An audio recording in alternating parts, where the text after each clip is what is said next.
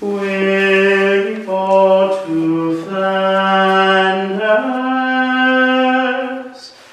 my Mario?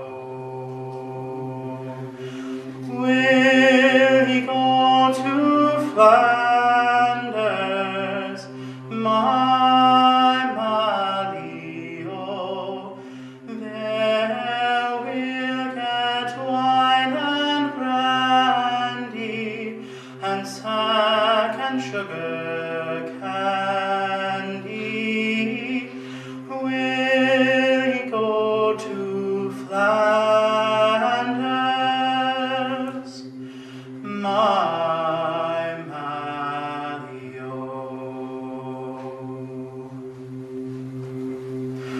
Will ye go to Flanders, my Mario, and see the bonny soldiers, my Mario?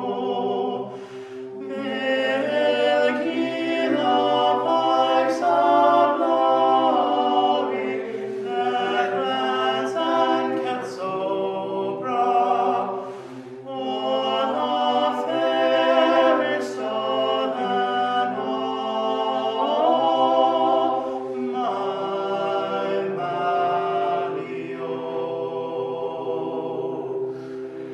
Will you go to Flanders, my Mario?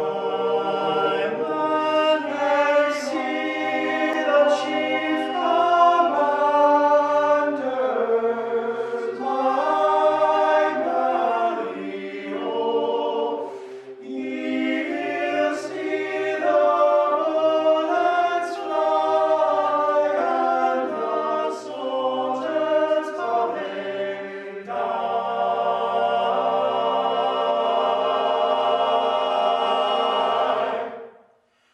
And the ladies how they cry, my Mario. Will you go to Flanders,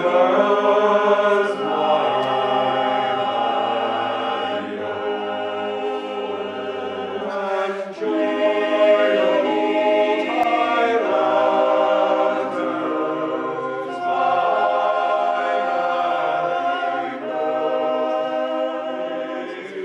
see the captain's sergeant and see the sergeant's sword, and all the soldiers falling.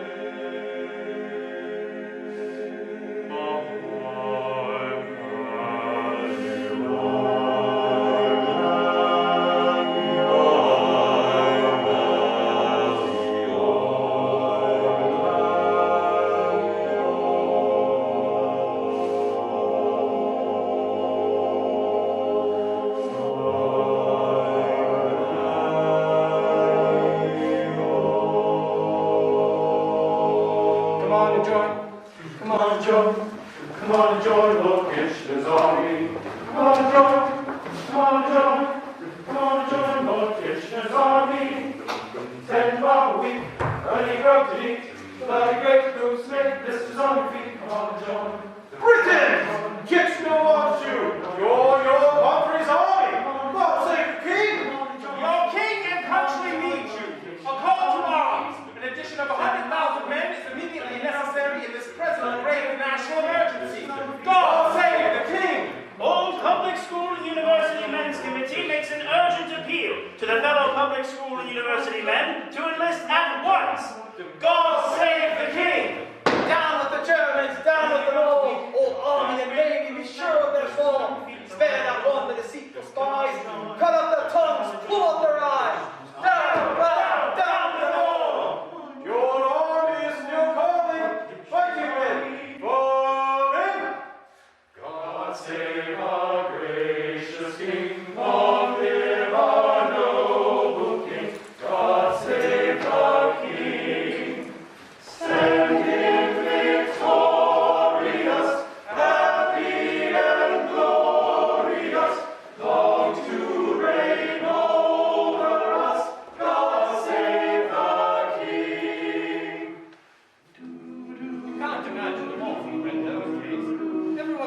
meet the Germans. The war would be over by Christmas.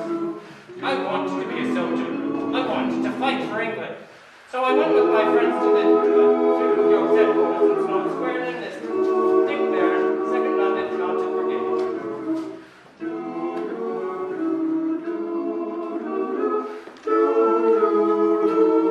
I wish to goodness I were in the army. I felt restless, excited, eager to do something desperate for the cause of England. Then the impulse came, sending the blood tingling all over my body. Why not join the army now? A great and glorious suggestion. I might not be too late. Private W.T. Coiler, Artist Rifles. I think it was excitement more than anything that made me join up. I lived in the country and there were not many boys my age. So I thought it would be nice to be with a lot of lads on something of a picnic. Because we all thought the war would be over by Christmas. Robert Burns, 7th Queen's Own Cameron Islanders.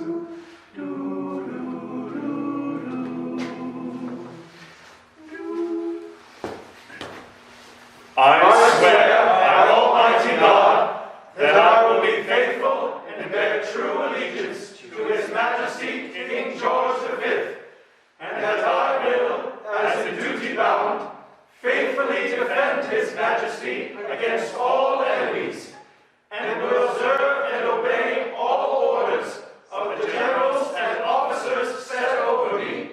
So help me God.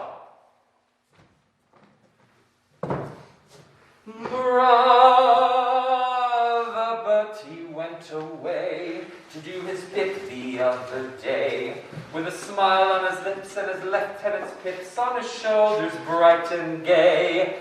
As the train moved out, he said, "Remember me to all the birds."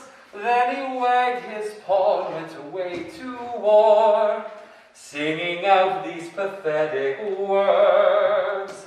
Don't cry, don't sigh, wipe the tear, baby dear, from your eye. Though it's hard to part, I know, I'll be tickled to death to go. Don't cry, don't sigh, there's a silver lining in the sky. Bonsoir, old thing, cheerio, chin chin, now boo, toodaloo, goodbye. All the villagers en route out to welcome us and say farewell. Among them was an old aunt of mine, my Aunt Eliza, who I was very pleased to see. Well, when the time came to march off, I threw my arms around her and said, "Goodbye, Aunt Eliza." Of course, this was heard by me pals, and they all took up the cry. Oh, goodbye, Aunt Eliza! Oh, the old lady was laughing and crying. She never forgot that farewell. Tom MacDonald, Royal Sussex Regiment. Don't cry, don't sigh, there's a silver lining in the sky. Bonsoir, old thing, cheerio, chin chin, now poo, toodaloo, goodbye. From the top deck down, including ourselves, they burst into song.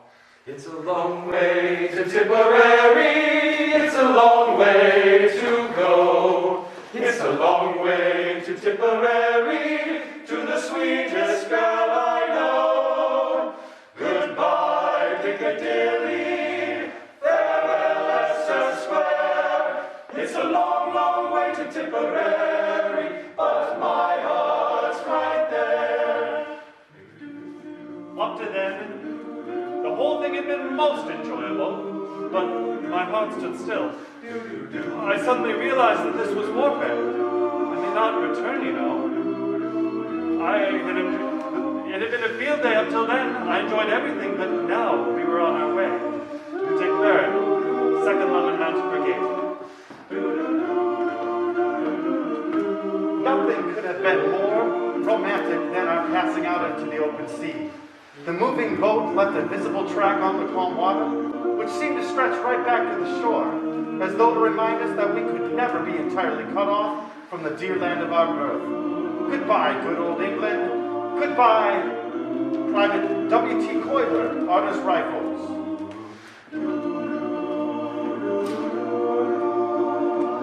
Farewell, Leicester Square. It's a long, long way to Tipperary, but my heart's right there.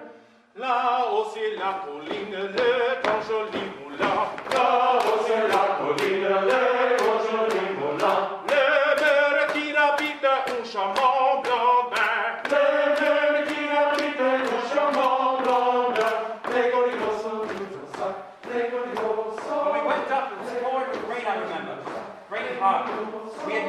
idea what we were going into. You were just on foot, marching, laden with all our equipment, all you could carry. And suddenly you begin to see the sky lighting up, flashing, flashing, flashing. And you begin to hear the noise of the guns. You know you are getting near. Jack Rogers, Sherwood Forsters. Well, Dad, we've been in the trenches from last Friday till Tuesday, and I would have very well enjoyed it if only for the rain, which made us look like mudlarks. Oh, we had a few narrow escapes. On that Sunday, the Germans sent us a few presents from the Kaiser. They were shrapnel shells, or as we call them, Jack Johnsons. We came very narrow trenches, but never hurt anybody. And the boys, they were laughing every time one bursted. There seems to be no fear in the old Lincolns. Nobody seems to realize that this is active service. P.S. We get a nice drop of rum every day. Private Jack Sweeney, 1st Battalion, Lincolnshire Regiment. Pack up your troubles in your old kit bag and smile, smile, smile. While you the Lucifer to light your fag. Smile, boys, that's the style. What's the use of worrying? It never was worthwhile. So pack up your troubles in your old kit bag and smile, smile, smile. There are the greatest rats in the trenches that you ever saw. They're so tame, they won't run away, but just toddle along in front of you, just out of reach. One of our men went up to one the other day and kicked it like a football. Second Lieutenant Jeffrey Lillywhite, Royal Engineers. I went on a lice hunt this forenoon, and oh my, I caught thousands. Quite big fat ones and wee fellas. They get in the folds of your kilt and on the seams of your shirt, the devils. How they get there, I don't know. And nothing kills them. Powders, etc. have no effect. The only way is to heave a few rum jars at them. Private Peter McGregor, 14th Battalion, Argyll and Sutherland, Highlanders.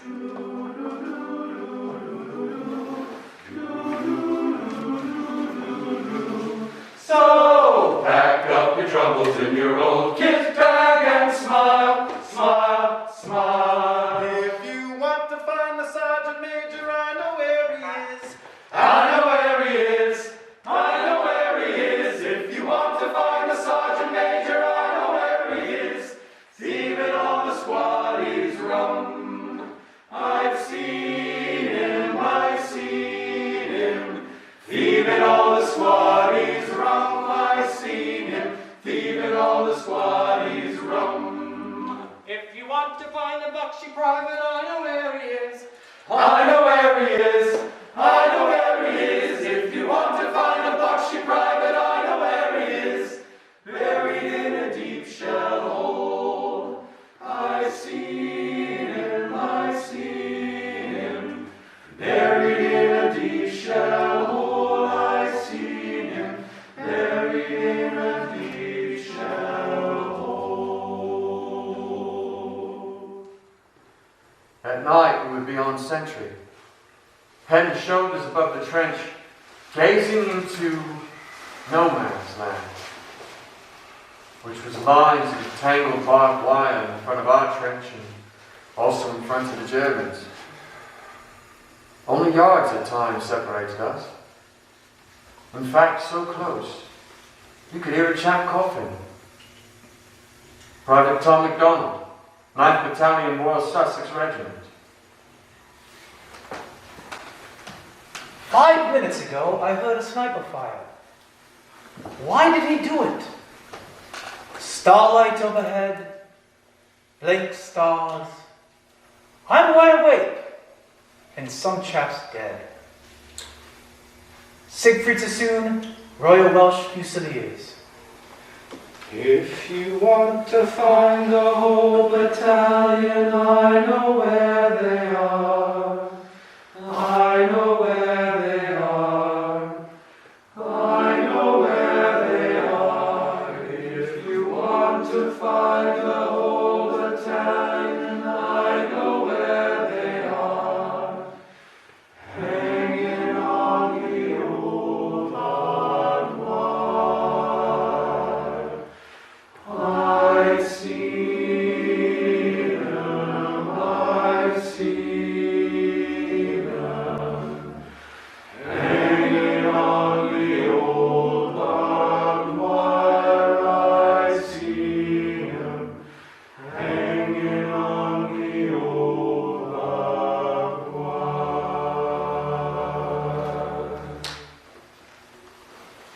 Joe and I, we were a pair of good pals. We used to share everything, down to the paper and pen we needed to write home with, and the blacking to polish our buttons. We were like that. It was long-distance shelling that got him. Joe had one fault. He was too careless. He stood up instead of keeping down in the trench. He stood up and a lump of shrapnel got him. Poor Joe. He moaned. I wanted to attend to him, but I couldn't. I just said that the stretcher bears would be coming, and they'd take him away. He'd already gone over by the time they came. I never touched anything he had, to remember him by. I let it all go with him. That was me pal, gone. And I was too full to speak to anyone after that. I never palled up with anybody else. Not after you got that feeling. George Littlefair, Durham, Light Infantry. I want to go home.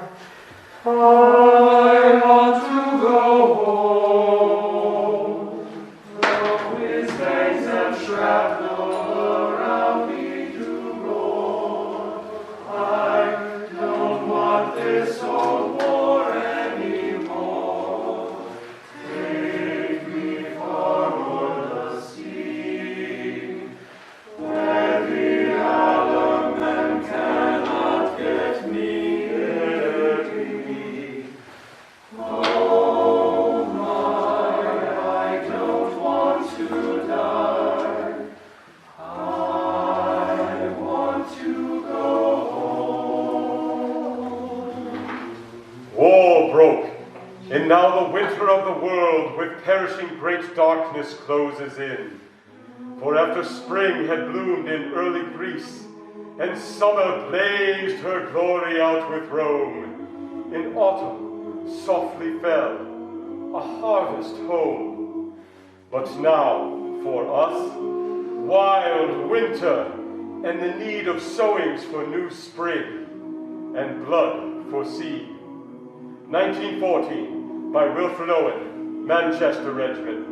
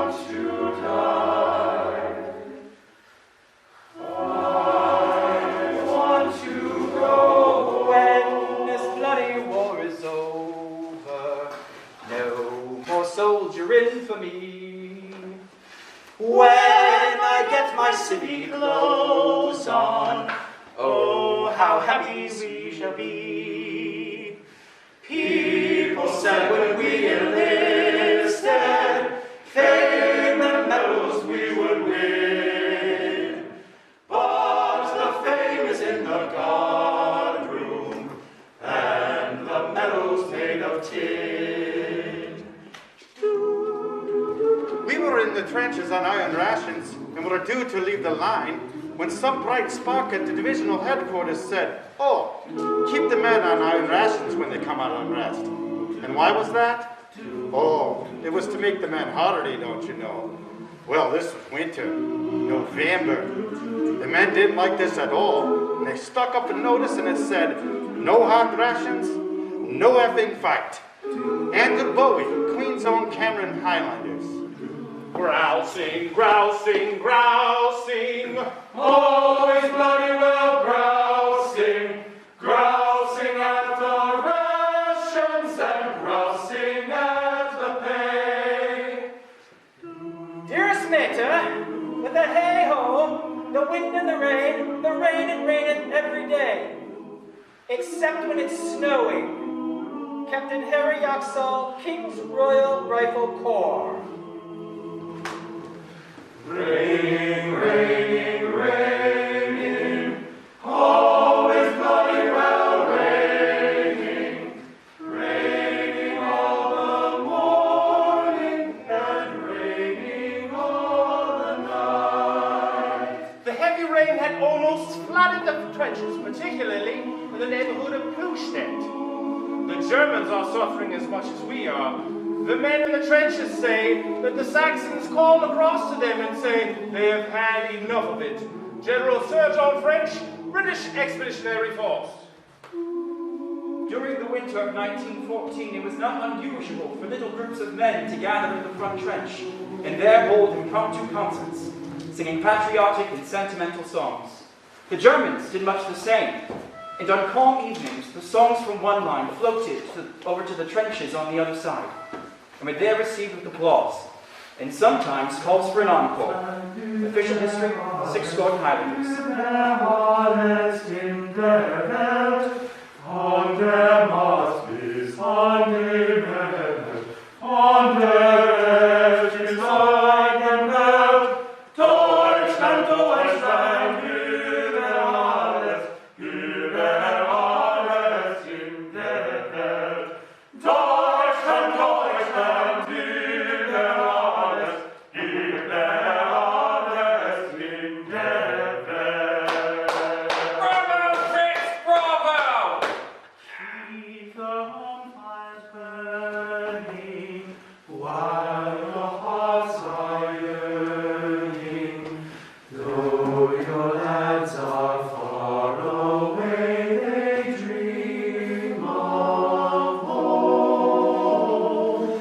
There's a silver lining through the dark cloud shining. Turn the dark cloud inside out till the boys come home. Dear son, cheer up. Look after your mother for Dad.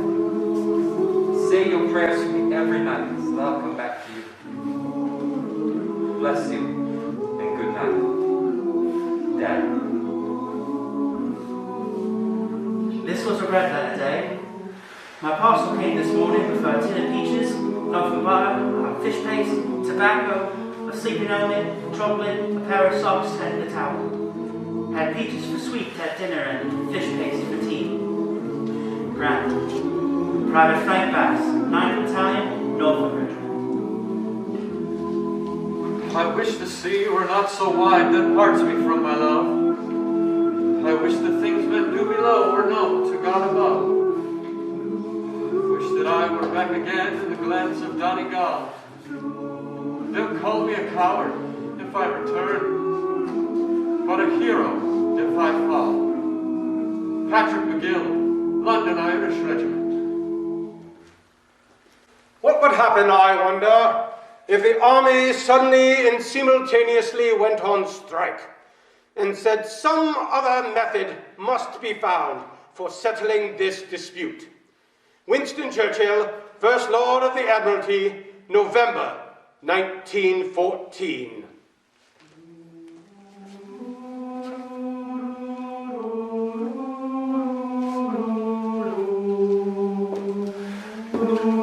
In the name of the divinity, I beseech thee to cease the clang of arms while Christendom celebrates the feast of the world's redemption. Pope Benedict XV, December 7th, 1914. The German leaders accepted the Holy Father's appeal for a ceasefire at once, but the leaders of the Allied forces did not. The Pope's request for the signing of a Christmas truce was arrogantly rejected. Friendly intercourse with the enemy, unofficial armistices, and the exchange of tobacco and other comforts, however tempting and occasionally amusing they may be, are absolutely prohibited. G.T. 4 Steel Walker, Brigadier General, December 1914. Dear mothers of England, your soldier sons send their fond love to you overseas this Christmas Day. In the chorus we unite in singing. Seated round the campfire on a Christmas Day, a band of British soldiers in a land so far away are longing for their loved ones in their dear homeland, to wish them Merry Christmas and take them by the hand. As the campfire burns, every soldier yearns for the dear ones far away. God bless mother, father, sister, brother, at home on Christmas Day. We wish you a Merry Christmas, we wish you a Merry Christmas, we wish you a Merry Christmas and a Happy New Year. December 24th, 1914. I've got a select little party together who, led by my Centaurian voice, are going to take up position in our trenches where we are closest to the enemy, about 80 yards. And from 10 p.m. onwards, we are going to give the enemy every conceivable song in harmony, from carols to Tipperary. My fellows are most amused by the idea and will make a red noise when we get at it. Our object is to drown the now too familiar strains of the Deutschland über alles and the Lockdown Rhyme we hear from their trenches every evening. Captain Sweberlos, Scots Guards. Wer will getreu zu der sein? Wir Vaterland macht Reluctant, Tommy! And a Merry Christmas to you, Fritz! Well, don't we just sell all those sausages? Hey, Tommy! Come over here yourself!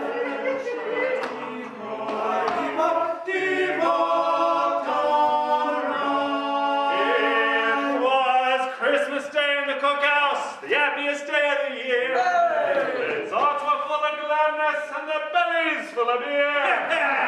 In come the rabbit Shorthouse, his face as bold as brass. What he say? He said, "We don't want your Christmas pudding, you can stick it." tidings of comfort and joy, oh, tidings of comfort and joy. It was Christmas Day in the harem. The eunuchs were standing round, and hundreds of beautiful women were stretched out on the ground. And the lordly sultan, gazing on his mighty halls, saying, "What do you want for Christmas, boys?" And the eunuch answered, Tidings of comfort and joy, oh, tidings of comfort and joy. Tannenbaum, dear Constantine, erlette. Oh, Tannenbaum, sind deine Blätter. Du bringst nicht nur zur Sommerzeit, nein, auch im Winter, wenn es schneit. O Tannenbaum, wie treu sind deine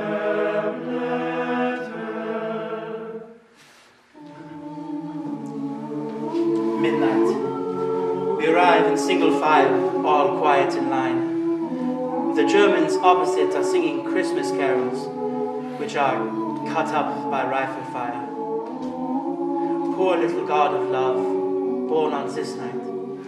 How could you ever have loved mankind? Maurice Laurentin, Commandant 6e Company.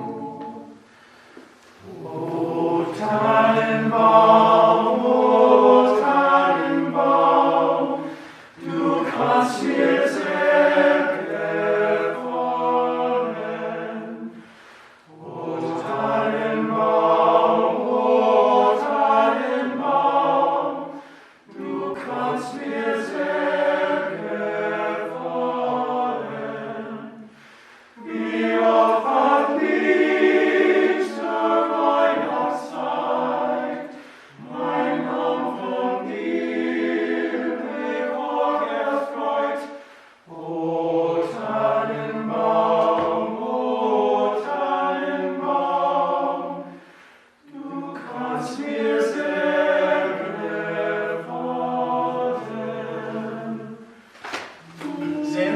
darkness, we marched forward to the trenches, like Father Christmas with parcels hanging from us.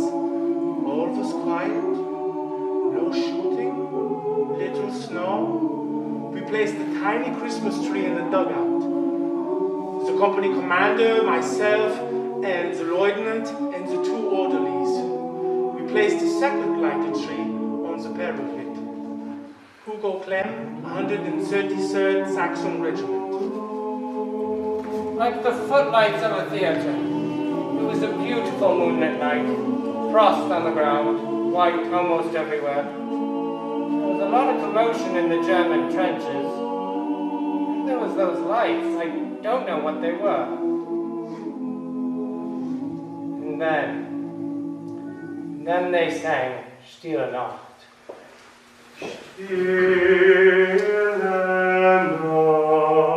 I shall never forget it. It was one of the highlights of my life. Albert Morin of the 2nd Queen's Regiment.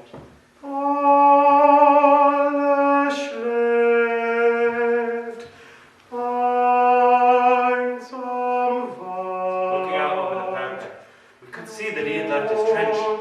He was standing on the top bank, in the open, and in full view.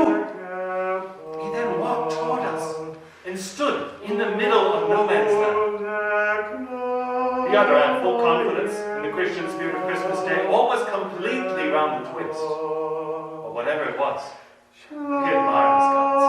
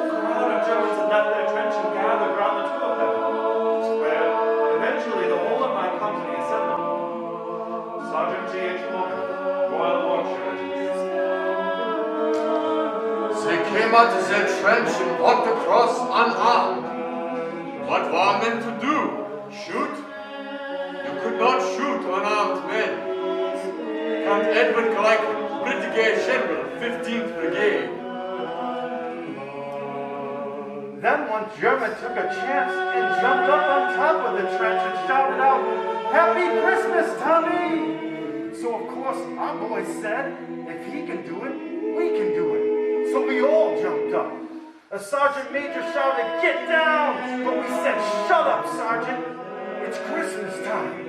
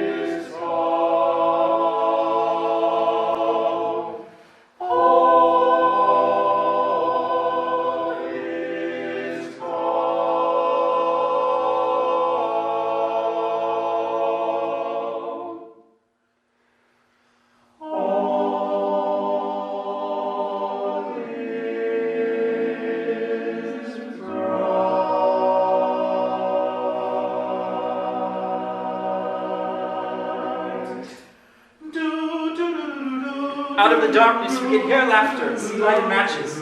But they couldn't talk the language, they were making themselves understood by signs. Here we were laughing and chatting with men whom only a few hours before we were trying to kill. Very nice fellows to look at. They look more like university students than soldiers. One of them said, "We don't want to kill you, and you don't want to kill us, so why shoot?" We are Saxons, you are Anglo-Saxons. We don't want to fight you. What about the Kaiser then, old lad? What do you think of the Kaiser, eh? Bring him here, and we'll shoot him fine. One German said to me, Do you know where the Essex Road in London is? yes, I've got a shoe repairing shop there. That's funny. There's a barber shop on the other side where I used to work. They could all speak very good English, because before the war, Britain was invaded by Germans. Every pork butcher was German, every barber shop was German, and they were all over here getting the lowdown on the country. It's ironic when you think about it. That my must have saved it at times. And yet, my bullet may have found you, and your bullet may have found me.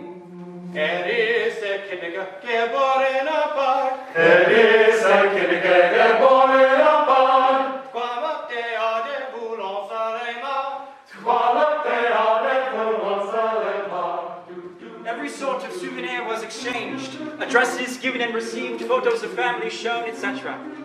One of my fellows offered a German a cigarette. The German said, Virginian? Aye, straight cut. No thanks. I only smoke Turkish. he gave us all a good laugh. I annexed a tin of raspberry from the sergeant's dugout and gave it to a stodgy and bespectacled Saxon. In return, he gave me a leather case containing 5 cigars. In my mouth is a pipe presented by Princess Mary. In that pipe is German tobacco. Ha ha, you say. Taken from a prisoner or a captured German trench. Oh dear, no. From a German soldier. Yes, a live German soldier. In his own trench. The prize souvenir, however, was the German regular's dress helmet, the celebrated pickle helmet. Our currency in this bartering was bully beef and tickler's plum and apple, so-called jam. They asked us for marmalade, but we hadn't seen any ourselves since leaving England. One of the German officers took a photo of English and German soldiers arm in arm with exchanged hats and helmets. They were really magnificent in the whole thing and marvelous thoughts.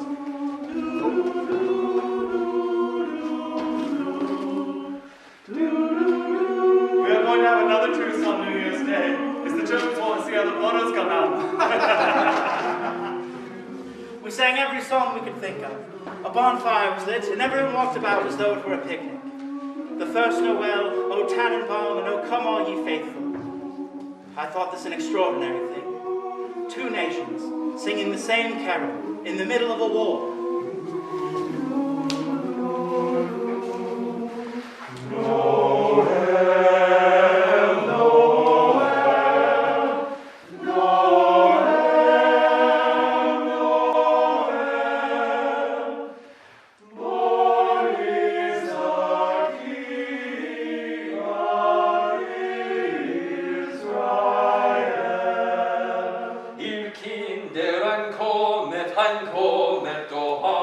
Oh, come to the manger in Bethlehem stall, and see us rejoice in His glorious sight. Our Father in heaven has sent us this night. Commanding Officer George Painter arrived on the scene with a hearty, Well, my lads, Merry Christmas!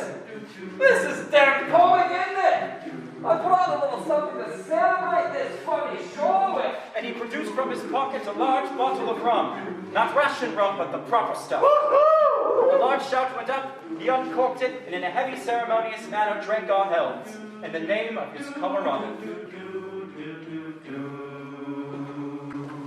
A wassail all over the town. Our toast it is white and our ale it is brown. Our bowl it is made from a white maple tree, with a wassailing bowl and we'll come to thee. And here's to our horse and to his right ear. Pray God send our master a happy new year, a happy new year. As Harry did see, with a wassailing bowl we'll come to thee. And here's to broad Mary and to her broad home. God send our master a good crop of corn, that we may all see, with a wasailing boat will drink unto thee. And here is to build and here and here, thank God send a wassail, with a wassail, and here's to our men and to our right eye, God send our masters a good Christmas pie, and as every did see, with a wassailing bowl will drink unto thee. Come, butler, come fill us a bowl of the best. We hope that your soul in heaven may rest. But if you do draw us a bowl of the small, then thou shalt show the butler gold and all. A wassail, woe in the town, a ghost and his wife and a hare in his brown. A foliage is made from the white maple tree, with a wassailing bowl will drink unto thee. A wassail, woe in the town, a ghost and his wife and a hare in his brown. A foliage is made from the white maple tree, with a wassailing bowl will drink unto thee. Drink unto thee. Drink unto thee. And then, voice from across the trenches near Polygon Wood. It was Victor Grenier of the Paris Opera. Troops, English, French, German, all forgot to fire while listening to that wonderful tenor voice. Core facet la tâche originelle, et de son père arrêtait le courroux. Le monde entier tressait d'espérance en cette nuit qui lui donne sauveur. Porte à genoux, attends ta délivrance. Noël,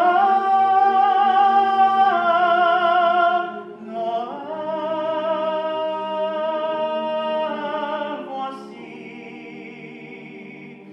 le Rédempteur. Noël,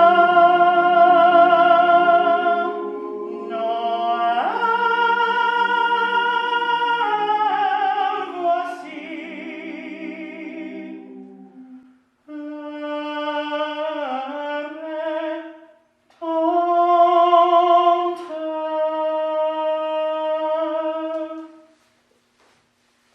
It was then possible to take note of many fallen comrades, both German and English, who lay between the two lines beneath a blanket of snow. The result of a battle the previous November with Jäger from Arco and the English. So, in the grey light of dawn, the platoon commander, Lieutenant Grosser, met with an English officer and agreed to bury the dead behind the two lines. Hugo Clem, 133rd Saxon Regiment.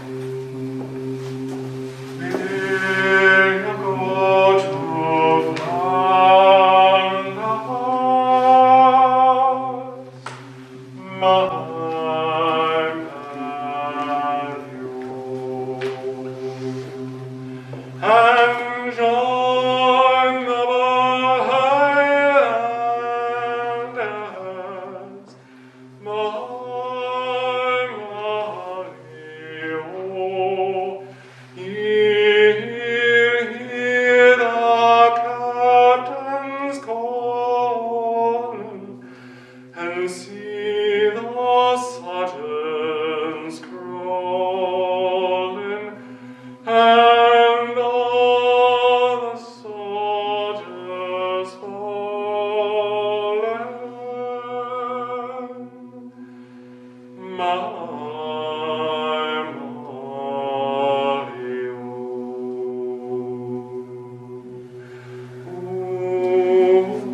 This officer kept looking at our dead and saying, Les braves, c'est bien dommage. those brave men, it's such a shame. Then, in the lull of midnight, gentle arms lifted him slowly down the slopes of death, lest he should hear again the mad alarms of battle, die in moans and painful breath. And where the earth was soft for flowers, we made a grave for him that he might better rest. So spring shall come and leave its sweet array, and there the lark shall turn her dewy nest. Francis Edward Ledvidge, Royal Enniskilling Fusiliers, Artillery Wood Cemetery, Plat 2, Row B, Grave 5.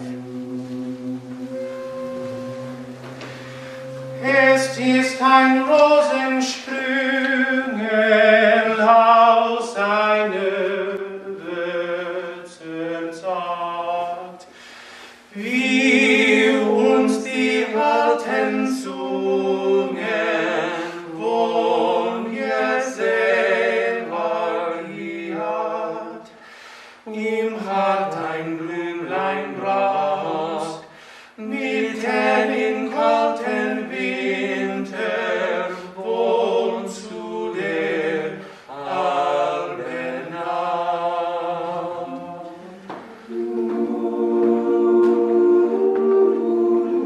An English lieutenant said a comrade had been killed the previous afternoon, and they wished to bury this man. I said, why not? Of course you can do it. So as they brought the dead man, laid him on the ground, and we all laid a handful of earth upon him. I'm not Captain Joseph Seward, 17th Bavarian Regiment.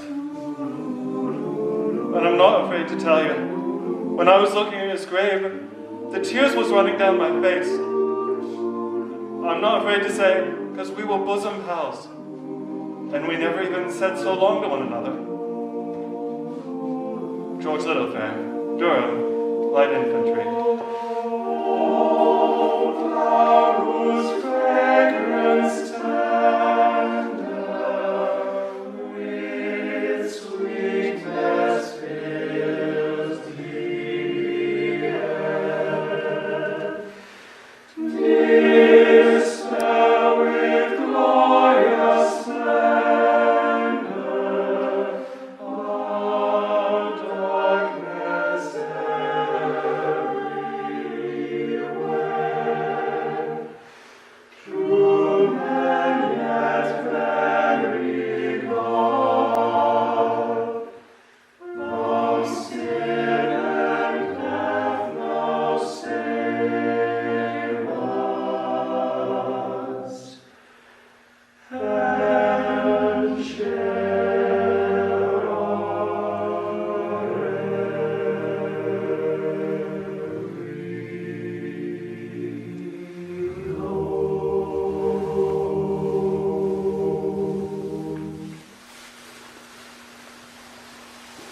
Burying the dead was awful. Too awful to describe, so I won't attempt it. But the ceremony that followed was different. We had a most wonderful joint burial service. Our padre arranged prayers and songs. They were read first in English by our padre, and then in German by a boy who was studying for the ministry. The Germans moved up on one side, the English on the other.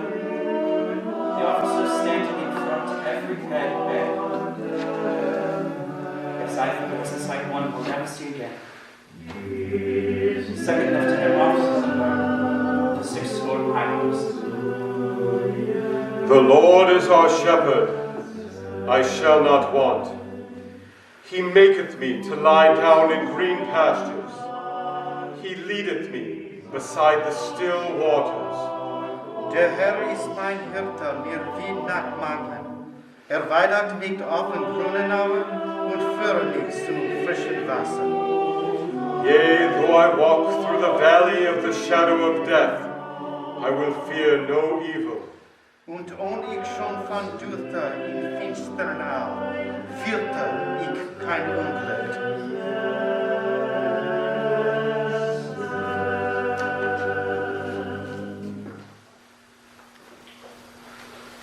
Later, a Scottish soldier appeared with a football, which seemed to come from nowhere. And a few minutes later, a real football match got underway. The Scots mocked their goalmouths with their strange hats, and we did the same with ours. Now, it was far from easy to play on the frozen ground, but we continued, keeping rigorously to the rules. Us turbans really roared. When a gust of wind revealed that the Scots were no brothers than their kills. We hooted and whistled. Every time we caught an impotent glimpse of one posterior belonging to one of yesterday's enemies.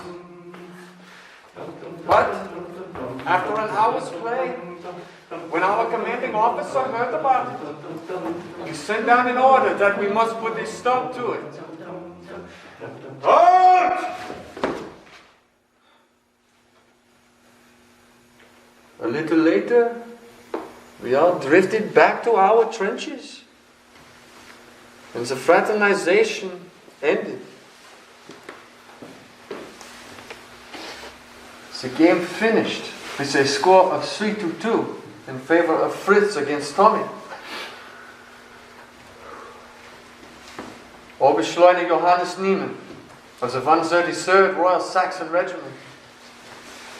And so we had sung everything from Good King Wenceslas down to the ordinary Tommy songs, and ended up with Auld Lang Syne, which we all, English, Scots, Irish, Prussian, Württembergers, joined in. It was absolutely astounding. And if I had seen it on a cinematograph film, I should have sworn that it was faked. Captain Sir Edward Hulse, Scots Guards. Should old acquaintance be forgot, and ever brought to mind? Should old acquaintance be forgot, and days of Auld Lang Syne? For Auld Lang Syne, my dear, for Auld Lang Syne, we'll take a cup of kindness yet for Auld Lang Syne. It was a round of the praise and the poo, the go is fine, but we wandered many a weary foot, sin Auld Lang Syne. It was as if we had decided to end the fighting all by ourselves. Could it really have happened like that? If all the troops, all along the line, had refused to fight, on both sides, would the war have ended there and then? If we had all walked away at that point, could the result have been a truce? I doubt it. But it's a thought. Sergeant G.H. Morgan, Royal Warwickshire Regiment. And here's the hand I trusty fear, and here's the hand of I. We'll take a cup of kindness yet for all.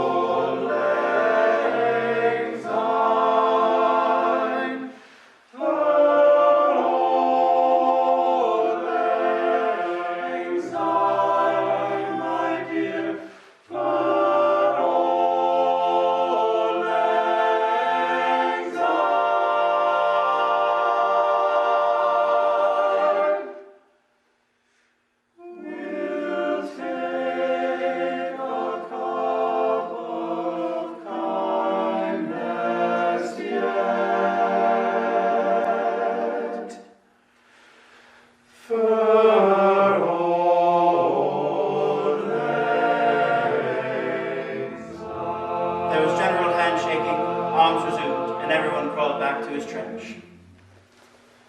Cavalry corps! The Commander-in-Chief views with grave displeasure the reports he has received on recent incidents of unauthorized intercourse with the enemy, and directs that the officers concerned be so informed. It appears that troops, under an improper use of a flag of truce, and on occasions without that formality, have entered into communication with the enemy. It is to be clearly understood that on no account will any officer or man take such action. Lieutenant General C.F.N. McCready, British Army, January 1st, 1915. We're here because we're here, because we're here, because we're here, we're here. The German soldier was walking along his parapet carrying a bucket, when one of the members of my company further up the line took deliberate aim and shot him. Inevitable, perhaps, ordered, maybe, but I felt unhappy that it was one of us that had broken the unwritten trust. No sooner had the unfortunate man hit the ground than they hit us with everything they had. A rapid fire to exceed all previous firings. The war was on again, and with a vengeance!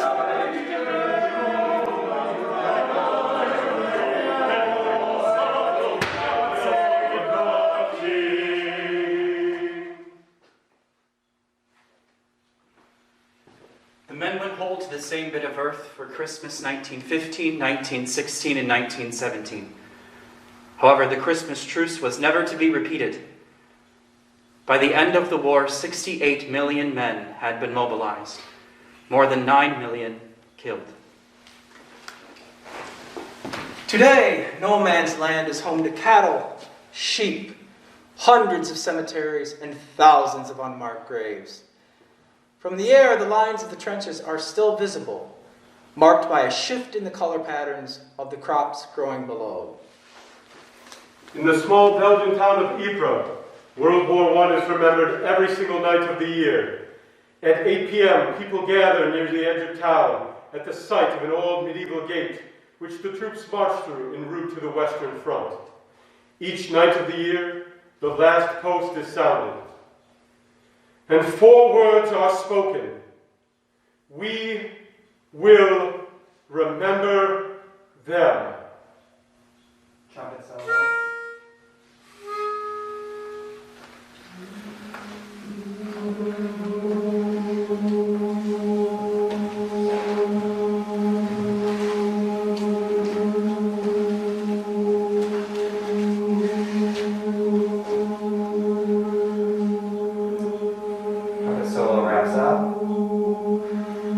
For a single night, no man's land was every man's land. And we, the lowest of the ranks, achieved what the Pope himself could not. In the middle of the war, we had ourselves a merry Christmas.